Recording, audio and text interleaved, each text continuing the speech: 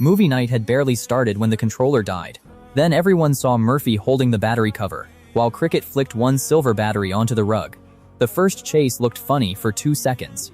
Murphy backed away gently, Cricket hid the battery under a basket, and both pets slipped toward the hallway. That was the strange part.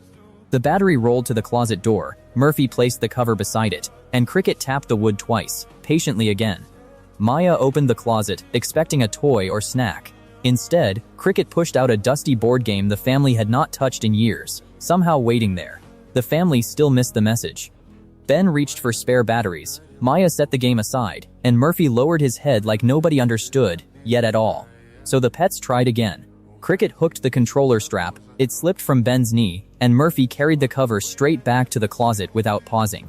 When Ellie opened the game box, an old photo slid onto the floor. In it, Puppy Murphy and Kitten Cricket sat beside game night years ago together. Ellie froze with the photo in her hands. The TV was still glowing, but Murphy rested one paw on the controller, like a quiet request right there. This time, nobody laughed it off. Maya opened the board game on the table, Ben unfolded the board, and both pets took their old places for real. Then, Murphy led them to his bed. Under the plaid fabric, he had kept a tiny blue game piece beside his favorite old toys near the doorway. Cricket had one more clue.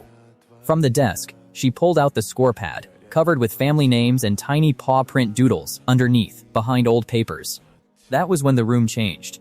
Ben turned the TV off himself, and Maya placed the controller batteries in a bowl away from the sofa for once.